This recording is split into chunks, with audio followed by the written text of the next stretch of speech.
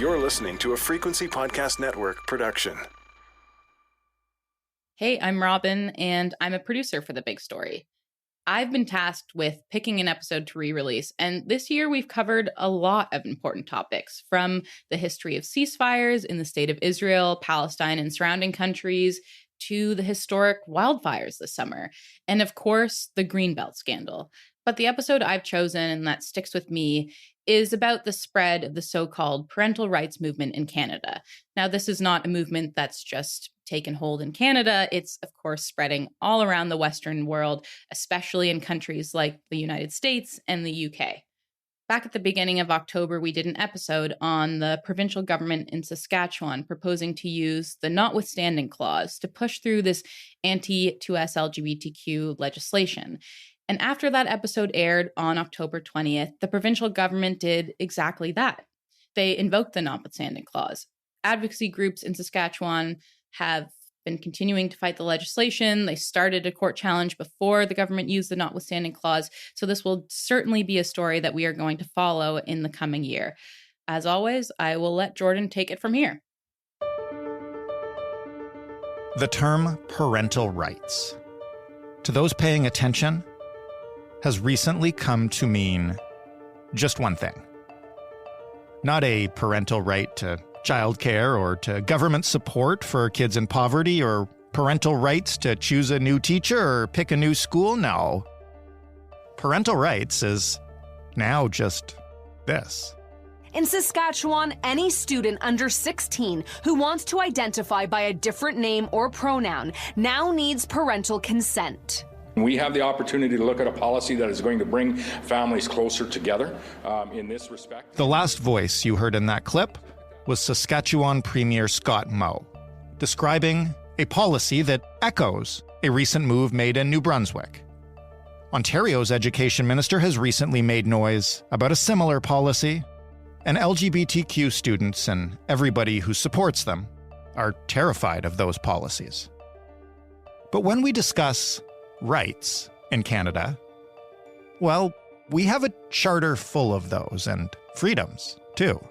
And it is under this basis that Saskatchewan's policy is being challenged and is currently under an injunction. Rather than waiting for a court decision, however, Premier Moe says he plans to use what those who study the charter call the nuclear option. Next week, he says, he'll invoke the notwithstanding clause and simply push the policy through. This will be a major test of what this clause means for marginalized groups here in Canada and how much our charter actually protects them. It's a complicated legal and governmental dispute, and some of the country's most vulnerable kids are stuck in the middle of it. Today we'll explain what's about to happen, the precedent it could set, the fight that will result, and what you need to know about the nuclear option that provinces seem more and more likely to use.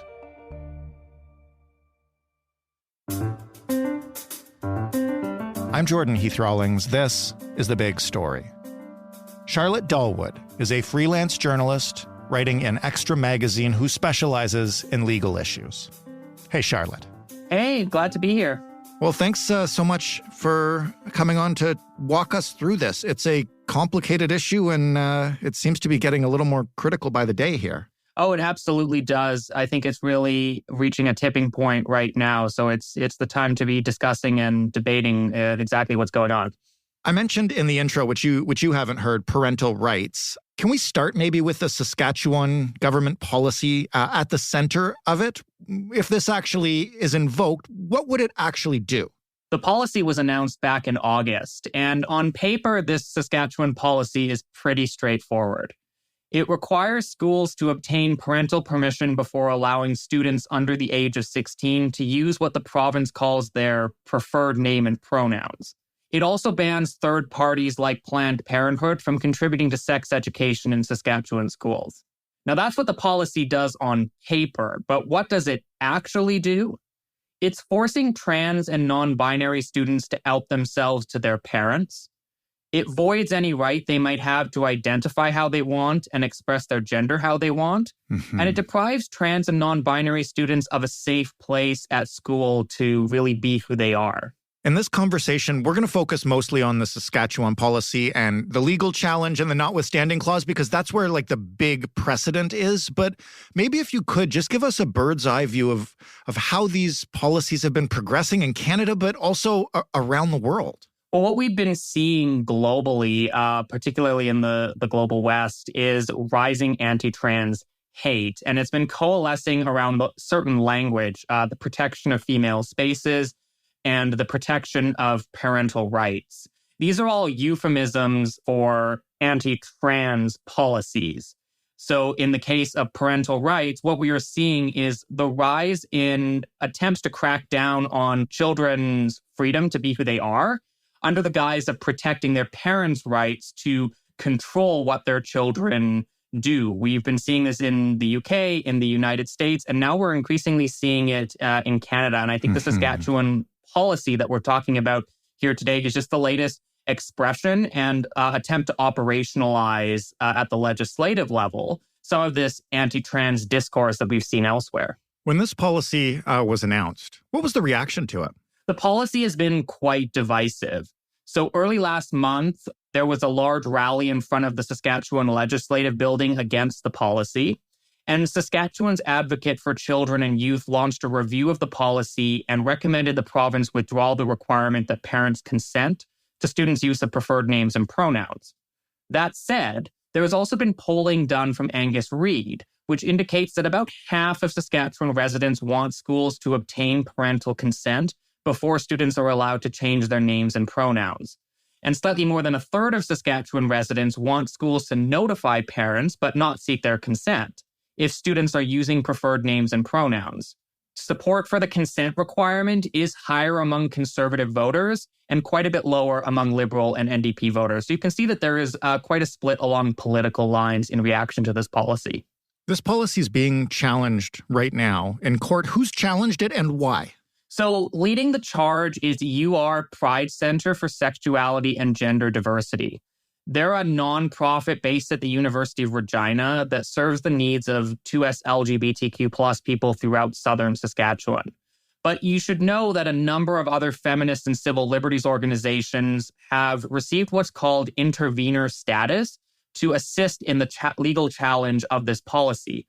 Intervener status is just a fancy legal way of saying that these organizations are going to have the ability and the right to speak before the court on the issues that are under consideration at trial and to weigh in with their expert views. What's the status of the challenge right now, and what is its current impact like for somebody who's in school in Saskatchewan right now on a student? So let's break this challenge down a little bit so you can understand kind of where it's coming from and what it's doing. So the basic argument that's being advanced is that the Saskatchewan policy violates two rights enshrined in the Canadian Charter of Rights and Freedoms. So we have the rights that are in Section 7 of the Charter and the rights that are in Section 15(1) of the Charter. The Section 7 protects your right to life, liberty, and security of the person. And Section 15 ensures that every individual is equal before and under the law and receives the equal protection and equal benefit of the law without discrimination. So that's the argument that's being made. Now, if that argument is successful, then the result will be an order from the court saying that the policy is of no force and effect. So that's the goal. It's to strike down the policy as unconstitutional. Right. So what happened last week is that the Court of King's Bench of Saskatchewan granted an injunction against the policy for the duration of this charter challenge. So what that means in practice is that the policy can't go into effect until the court has an opportunity to weigh in on whether or not this charter challenge has any merits. Now, that case is going to be heard in November. So the injunction is going to prevent the policy from going into effect until those arguments can be made in court, which means for students in Saskatchewan schools that this policy doesn't apply yet. And now, it's divisive. The arguments have been brought before the court. This is now a Charter of Rights and Freedoms issue. It seems like for something like this, that's kind of how it should proceed, and the courts will decide this really important matter. What's happening instead, though? So Premier Scott Moe, who's the Premier of Saskatchewan, has asked the legislature to reconvene on October 10th. That's earlier than it was scheduled to come back together. And Moe has done this with the express intention of invoking what's called the notwithstanding clause. So what he wants to do is he wants to not just have this policy be in effect, but he wants to have his government pass legislation to make the policy law. And he wants to invoke the notwithstanding clause in order to protect the law from charter scrutiny. Give me an explainer, like I'm 5, of the notwithstanding clause. What is it, very simply? How did it come to be? So the notwithstanding clause appears in Section 33 of the Canadian Charter of Rights and Freedoms. And what it says is that an act has effect notwithstanding certain rights or protections that appear elsewhere in the Charter. So it's not enough for Moe to just announce publicly that he wants to invoke the notwithstanding clause in order to shield this policy and the eventual law enacted to implement it from charter scrutiny. You have to pass a law, and you have to include an express provision saying that it operates notwithstanding expressly named charter protections. So what protections can you override with the notwithstanding clause? Well, those would be the ones in Sections 2 and Sections 7 to 15 of the Constitution Act, 1982, which is to say most of the civil liberties that we think of the Charter as protecting. Once you do that, once you enact the notwithstanding clause, it seems on the face of it, there's very little the courts can do to actually check the legislature's use of its power. Why is it called the nuclear option? So it's called the nuclear option because it effectively allows a government, be it provincial or federal, to trample on the rights of its citizens. So it's a nuclear option because it almost voids charter rights and freedoms. How often is it used? Well, it depends on where you are in the country. So you have to understand that the notwithstanding clause is the price that Canadians paid to have a Charter of Rights and Freedoms at all. In the early stages of the Charter's drafting, 8 of the provinces opposed the creation of a Charter of Rights and Freedoms. Why?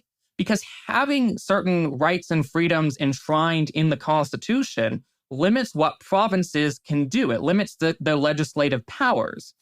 They're subject to judicial review. So the notwithstanding clause was added to the Charter in order to appease those provinces and allow them to legislate contrary to the Charter where it was necessary to do so. And that's key, where it was necessary to do so. The idea being that the notwithstanding clause would allow provinces to ensure their own diversity of policy and legislation, particularly around issues of language. Now, 7 of those 8 provinces that opposed the Charter got on board with the Charter after the notwithstanding clause was added. The one holdout was Quebec. And Quebec passed protest legislation shortly after the Charter came into effect, adding a blanket notwithstanding clause to all of its legislation. So every piece of legislation that would be enacted in Quebec for the first few years after the Charter had the notwithstanding clause in it. Not because the legislation was necessarily contrary to the Charter, but because Quebec didn't feel that the Charter adequately respected Quebec's unique status within Canada. Very Quebec of them. Very Quebec of them. Now, that changed in the mid-'80s when a Liberal government was elected, specifically on the platform to achieve a kind of constitutional rapprochement with the rest of the country, with English-speaking Canada. But Quebec has continued to be the one province that has used the notwithstanding clause more than any other. So in the past, historically, the notwithstanding clause has largely been a tool of the Quebec legislature. In general, has it typically been used in this way, where it feels like it's being used to ram through a piece of legislation that would impact a marginalized group? The notwithstanding clause in the years 2018 to 2022 was used just 5 times. 2 of those times in Quebec, 2 in Ontario, and once in Saskatchewan. What we see is that it is a sword that the legislature of a province can use to really smash people's charter rights. So in June of 2021, Ontario invoked the notwithstanding clause to protect amendments to the Election Finances Act from charter scrutiny. And those amendments limited political spending by third parties, unions, to $600,000 in the 12-month pre-election period. And this was in response to a ruling by the Ontario Superior Court of Justice that the restriction contravened the right to freedom of expression. Ontario again used the notwithstanding clause in October of last year to prevent education workers from going on strike and to impose a 4-year contract on them. Right. There was massive public outcry. Education workers walked off the job anyways. There was a threat of a general strike, and the government repealed the legislation, including the use of the notwithstanding clause a few days after it was enacted. So what we see in those 2 Ontario cases, which are 40% of how the notwithstanding clause has been used in the last 5 years, is really an attempt to smash people's charter rights, in this case, particularly unions. Are there any options that can fight back against the use of the notwithstanding clause, be that from the affected groups in the provinces or the courts or even the federal government? Yes, there are options available to all of the groups that you've just named. An invocation of the notwithstanding clause automatically expires after 5 years, and it has to be re-invoked in new legislation in order to continue in effect. Why is that? Quite simply because in Canada, we have elections at least every 5 years. So the idea is that the notwithstanding clause, because it's such a blunt instrument of law, will cause public outcry when it's used. Because when the government invokes the notwithstanding clause, it's basically announcing to the world that it intends to violate people's charter rights and freedoms. So there's this sunset clause built into the notwithstanding clause. Is designed to allow people an opportunity to weigh in on uses of the notwithstanding clause at the ballot box. The very first thing that people can do in response to uses of the notwithstanding clause is to vote. Now, that's easier said than done, because what we're talking about when it comes to the violation of people's charter rights and freedoms is the violation of minority rights. And minorities are, by definition, minorities. So they don't command a plurality of support in the province or in the country. So it's one thing to say people can vote. It's another thing to actually see that democratic process protect minority rights. But that is the very first thing people can do in response to notwithstanding the use of the notwithstanding clause. Now, what can the courts do? Well, this is a very interesting question because there hasn't to date really been much in the way of courts weighing in on uses of the notwithstanding clause beyond the kind of formal requirements of invoking it. Courts have not really had an opportunity to weigh in on whether or not the uses of the notwithstanding clause must be reasonable, nor have they had an opportunity to weigh in on how the use of the notwithstanding clause interacts with other charter rights. Those points are important for 2 reasons. First of all, the charter opens by saying that all the rights and freedoms in it, and I'm paraphrasing here, all the rights and freedoms in it are subject to such reasonable limitations as can be justified in a free and democratic society. So the question is, does the use of the notwithstanding clause have to be justified in a manner that is consistent with the values of a free and democratic society? So that's kind of an open question for the courts. Right.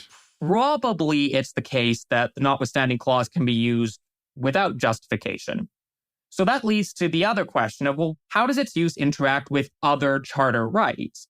And the big open question here with regard to Saskatchewan's policy is, how does Section 33, the notwithstanding clause, interact with the Equal Protection Clause in Section 28? So Section 28 is interesting because it is a second notwithstanding clause in the charter. And it says, and here I'm quoting, "Notwithstanding anything in this charter, the rights and freedoms referred to in it are guaranteed equally to male and female persons. Huh. So what that means is that you can't trample on someone's charter rights in a way that discriminates on the basis of gender. So it's not a freestanding right. It doesn't say you can never use the notwithstanding clause to override a charter right and freedom. It says that if you're going to be violating a right in the charter, you can't do it in a way that is gender discriminatory. So the courts have never had the opportunity to weigh in on whether or not Section 28 is actually a limit on what we think of as the notwithstanding clause. The Saskatchewan policy gives the courts the opportunity to weigh in on the question of whether or not Saskatchewan can invoke the notwithstanding clause in order to enact a gender discriminatory policy against trans and non-binary people. So that's what the courts can do.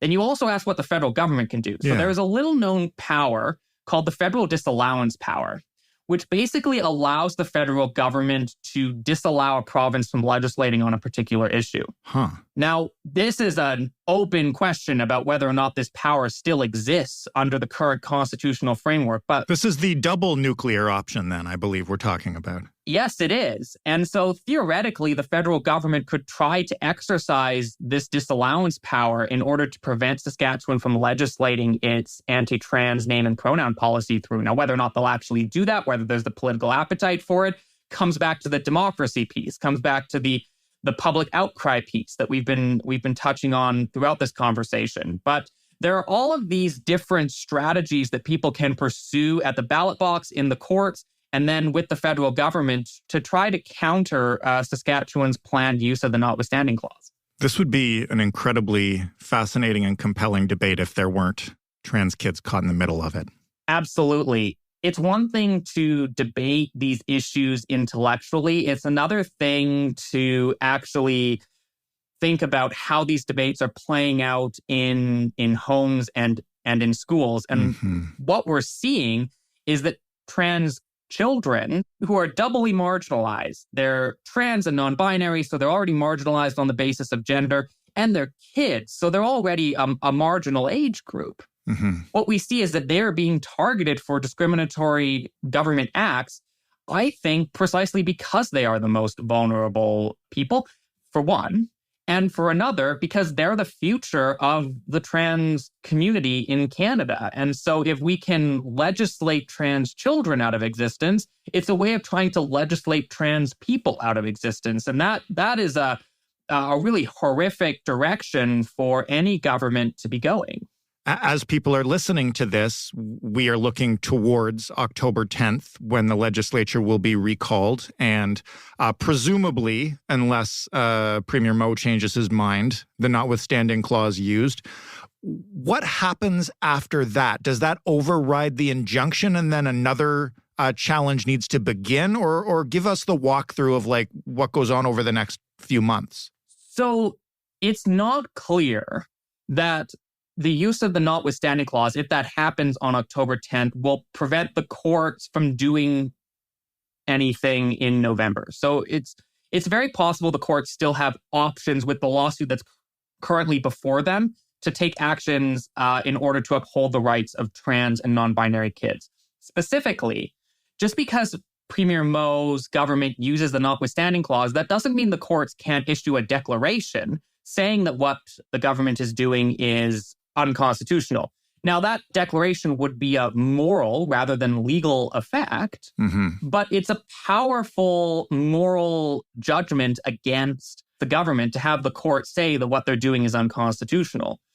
As far as what I've outlined in terms of the potential legal challenges under Section 28 to Section 33, those arguments are being made. And what I would encourage people to do, the advice I would leave people with is, if you're upset about what Premier Moe's government is planning to do, is to support the organizations that are advancing those arguments for gender equality in the application of charter rights. We see the intervener organization LEAF, the Women's Legal Education and Action Fund, building this argument. They're an organization to get behind. And of course, we've seen protests already happen publicly against this policy. I think that what we saw in the case of Ontario with its uses of the notwithstanding clause historically is that protests can really be effective in combating uses of the notwithstanding clause. Premier Moe is doing this because he thinks that public opinion is on his side. People need to show him that that is not the case. Charlotte, thank you so much for walking us through this. It's incredibly complicated. I understand it a lot better now. And as these kind of policies continue to proliferate, I think all Canadians should know how this fight works. Well, thank you so much for having me. It was a pleasure to speak with you and your audience. Charlotte Dahlwood writing in Extra. That was The Big Story. For more, you can head to thebigstorypodcast.ca. You can also find us on Twitter at TheBigStoryFPN. If you want to give us some feedback, if you have story ideas, shout-outs, compliments, criticisms, whatever you like, you can email us. The address is hello@thebigstorypodcast.ca, or you can phone us. That number is 416-935-5935. I won't answer the phone. You will have to leave a voicemail. The Big Story is in every podcast player, everywhere, and on every smart speaker, everywhere. All you do is you ask it to play The Big Story podcast. Thanks for listening. I'm Jordan Heath Rawlings. We'll talk tomorrow.